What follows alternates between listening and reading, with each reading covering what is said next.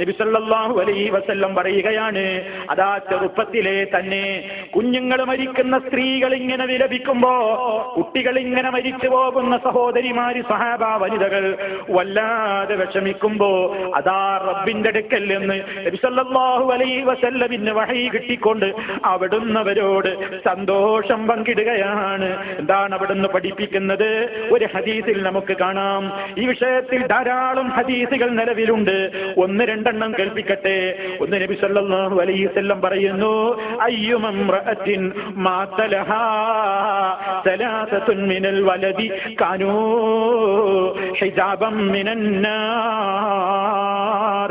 ഏതെങ്കിലും ഒരു സ്ത്രീ, ആ സ്ത്രീക്കതാ 3 കുട്ടികൾ മരിച്ചു പോയെങ്കിൽ, ഒരു സഹോദരിക്കതാ കുട്ടികൾ 3 എണ്ണമാണ് മരിച്ചു പോയതെങ്കിൽ, കാനൂ ആ മക്കളായി തീരുന്നതാണ് ഹിജാബം മിനന്നാർ.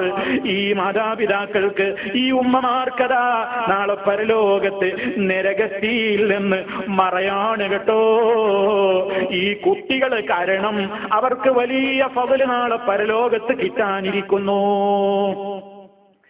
ഇതിങ്ങനെ നബി സല്ലല്ലാഹു അലൈഹി വസല്ലം വിശദീകരിച്ചു കൊണ്ടിരിക്കുന്നതിനിടെ ഒരു സഹാബ വനിത എഴുന്നേറ്റ് നിന്നുകൊണ്ട് ചോദിച്ചു. അതാ ഒരു സഹാബ വനിത ഉടനെ ചോദിക്കുന്നു, അല്ലാഹുവിന്റെ റസൂലേ, 3 കുട്ടികളെന്നല്ലേ അങ്ങന്ന് പറഞ്ഞത്?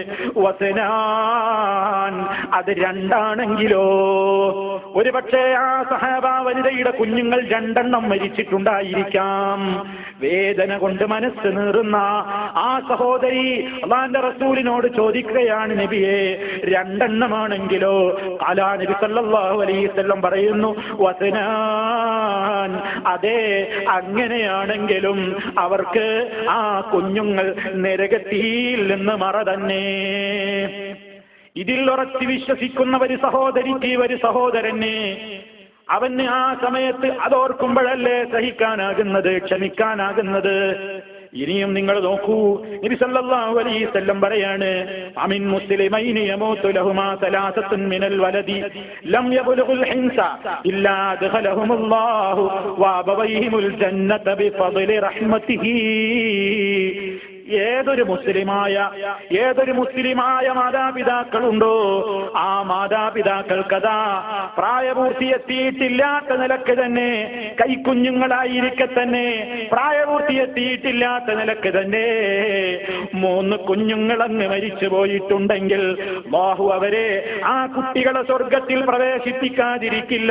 വഅബവൈഹിമുൽ ജന്ന, അവരുടെ മാതാപിതാക്കളെയും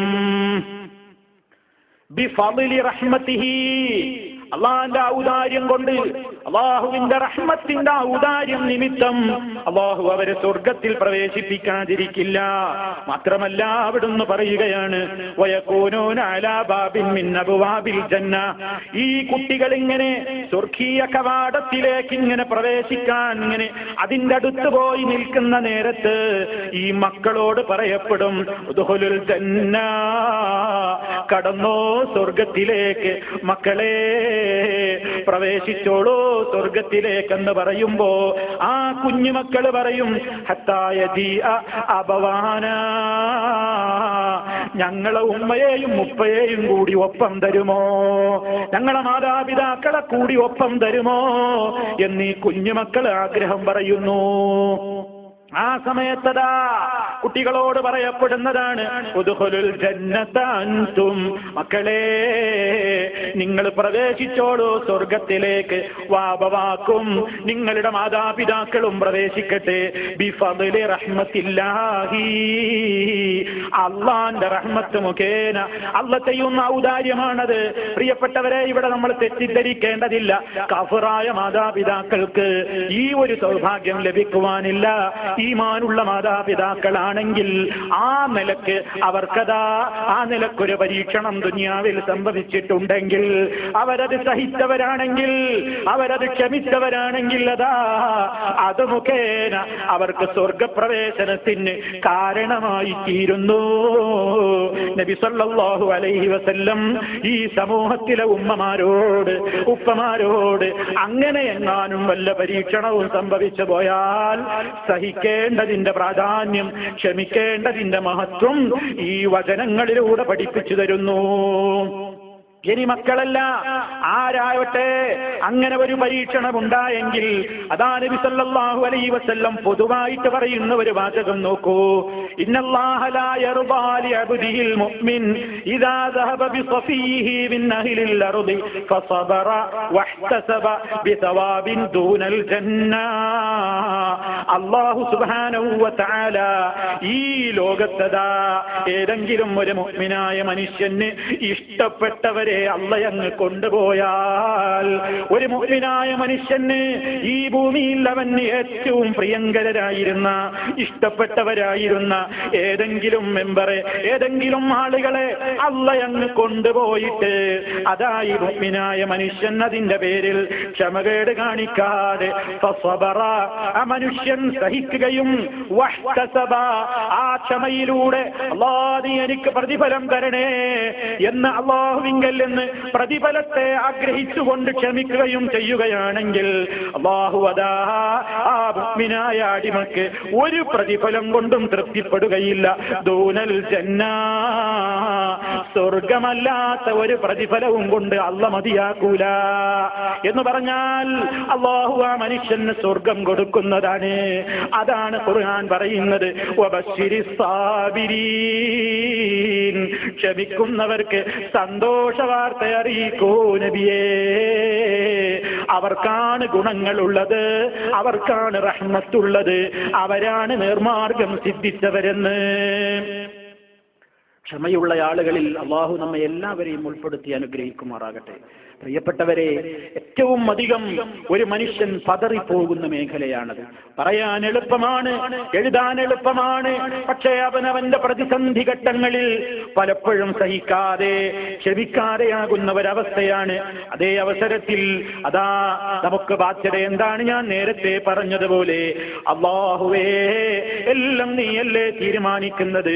ആ ഒരു മനസ്സോടുകൂടി ഇന്നാ ലില്ലാഹി വ ഇന്നാ ഇലൈഹി റാജിഊൻ, അത് മാത്രമല്ല കേട്ടോ, പിന്നെയും അതിന്റെ കൂടെ നമ്മൾ പ്രാർത്ഥിക്കാൻ നബി സല്ലല്ലാഹു അലൈഹി വസല്ലം പറയുന്നുണ്ട്, മാമിൻ മുസ്ലിമിൻ തുസീബുഹു മുസീബത്തുൻ, ഏതെങ്കിലും ഒരു മുസ്ലിമിന് ഒരു ആപത്ത് ബാധിച്ചു കഴിഞ്ഞാൽ ഫയഖൂലു, എന്നിട്ട് അവൻ പറയുകയും ചെയ്യുന്നു, മാ അമറഹുല്ലാഹ്, അല്ലാഹ് അവനോട് കൽപ്പിച്ചതുപോലെ ഇന്നാ ലില്ലാഹി വ ഇന്നാ ഇലൈഹി റാജിഊൻ എന്ന് ഒരു മനുഷ്യൻ പറയുകയാണെങ്കിൽ, അത് മാത്രമല്ല ഇതിപ്പോ ഖുർആനിൽ വന്നതല്ലേ, ഇന്നാ ലില്ലാഹി വ ഇന്നാ ഇലൈഹി റാജിഊൻ. അതാ നബി സല്ലല്ലാഹു അലൈഹി വസല്ലം അതാ അതിന്റെ കൂടെ നമ്മൾ പറയാനൊരു ദുആ കൂടി പറയുന്നു. ഓ മുസ്ലിമീങ്ങളെ, ഏതെങ്കിലും ഘട്ടം വരുമ്പോ പഠിക്കാനുള്ളതല്ല ഈ ദുആകളൊന്നും. ആവർത്തിച്ചാവർത്തിച്ച് എന്നോടും നിങ്ങളോടും വളരെ വിനയത്തോടെ പറയട്ടെ, ഇസ്ലാം വളരെ സന്നിഗ്ധ ഘട്ടങ്ങളിൽ പറയാൻ പഠിപ്പിച്ച ഒട്ടേറെ കാര്യങ്ങളുണ്ട്, ഒട്ടേറെ ദിക്റുകളുണ്ട്, ഒട്ടേറെ ദുആകളുണ്ട്. അതൊക്കെ ആ സമയം വരുമ്പോ നോക്കാമെന്ന് വിചാരിച്ചു പോകരുത്. അസമയത്ത് നമുക്ക് പഠിക്കാൻ ഇടമില്ല, അസമയത്ത് നമുക്ക് പഠിക്കാൻ നേരമില്ല. എപ്പോഴാണ് മുസീബത്ത് വരുന്നതെന്ന് അറിയുകയുമില്ല. റബ്ബിന്റെ തീരുമാനമാണല്ലോ നടക്കുന്നത്. അതുകൊണ്ട് ഈ പറയുന്ന കാര്യങ്ങളൊക്കെ ഞാൻ എന്നോടും നിങ്ങളോടും വളരെ വിനയത്തോട് പറയട്ടെ, ഉമ്മമാരോട് പറയട്ടെ, സഹോദരിമാരോട് പറയട്ടെ, സർവ ശ്രോതാക്കളോടും പറയട്ടെ, ഇത് നേരത്തെ അർത്ഥസഹിതം പഠിച്ചു വെക്കേണ്ടതാണ്. ആ ഘട്ടത്തിൽ നിങ്ങൾ ദുആന്റെ ബുക്ക് നോക്കിയിട്ട് ചൊല്ലേണ്ടതല്ല. ആ ഘട്ടത്തിൽ മറ്റൊരാളോട് ഞാൻ ഇനി എന്ത് പറയണം എന്ന് ചോദിക്കേണ്ടവരല്ല, മറിച്ച് മുന്നൊരുക്കം വേണമെന്നാണ് നബി സല്ലല്ലാഹു അലൈഹി വസല്ലം ഇദാ ഇന്നാ ലില്ലാഹി വ ഇന്നാ ഇലൈഹി റാജിഊൻ എന്ന് പറയുന്നതിന്റെ കൂടെ അല്ലാഹുമ്മ ഉജുർനി ഫീ മുസീബതി വഖ്ലിഫ് ലീ ഖൈറൻ മിൻഹാ എന്നുകൂടി പറയേണ്ടതുണ്ട്. എന്താണ് സഹോദരാ സഹോദരി അതിന്റെ അർത്ഥം? അല്ലാഹുമ്മ ഉജുർനി, അല്ലാഹുവേ നീ എനിക്ക് അജ്ർ തരണം, നീ എനിക്ക് പ്രതിഫലം തരണേ അല്ലാഹ്. ഫീ മുസീബത്തി, എനിക്ക് ബാധിച്ച ഈ മുസീബത്തിൽ അല്ലാഹ് ഞാൻ ക്ഷമിക്കുന്നു, ഞാൻ സഹിക്കുന്നു, നീ എനിക്ക് കൂലി തരണേ. എന്റെ ക്ഷമ കാരണമായി, എന്റെ സഹനം കൊണ്ട് അല്ലാഹ് നീ എനിക്ക് പ്രതിഫലം തന്നാലും വാഖിലിഫ്ലി ഖൈറം മിൻഹാ, എനിക്ക് ബാധിച്ചിട്ടുള്ള ആപത്തിനേക്കാൾ അല്ലാഹ് അതിലൂടെ എനിക്ക് എന്താണ് നഷ്ടമായതെങ്കിൽ അതിനേക്കാൾ ഖൈറായത് നീ എനിക്ക് പകരം തരണേ അല്ലാഹ് എന്ന് പ്രാർത്ഥിക്കാൻ നബി സല്ലല്ലാഹു അലൈഹി വസല്ലം പറയുന്നു. അങ്ങനെ നമ്മൾ ഒരാളുടെ മരണവാർത്ത കേട്ടപ്പോ ഇന്നാ ലില്ലാഹി വ ഇന്നാ ഇലൈഹി റാജിഊൻ, അല്ലാഹുമ്മ ഉജ്ർനി ഫീ മുസീബതി വഖ്ലിഫ്